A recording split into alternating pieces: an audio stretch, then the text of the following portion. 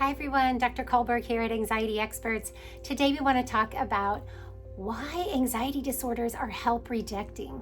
Why does the person with the anxiety-based disorder, with all the avoidance and reassurance seeking and rituals, why do they avoid getting treatment? Why is it so hard for them to consent to treatment? It almost seems to their loved ones that they want to stay stuck in their avoidance and reassurance seeking and rituals.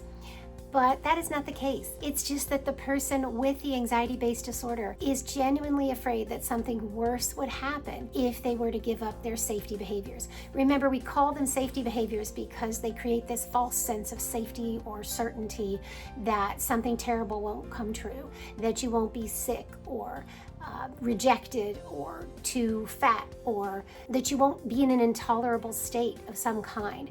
And so the person fears that something worse than engaging in their behaviors that take up so much time, it costs them so many life experiences, and that they firmly believe that they have to do the behaviors because something more terrible, something worse than taking up their time and attention with this avoidance behavior and these compulsions would occur. They firmly believe that somebody might be harmed or they might be harmed if they gave up these behaviors.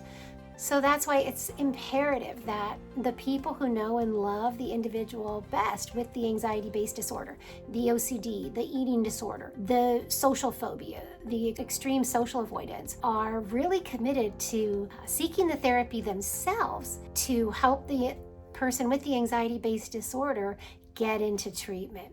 And this often takes, with adolescents especially, or young adults, it often takes making something that they care about dependent on the treatment.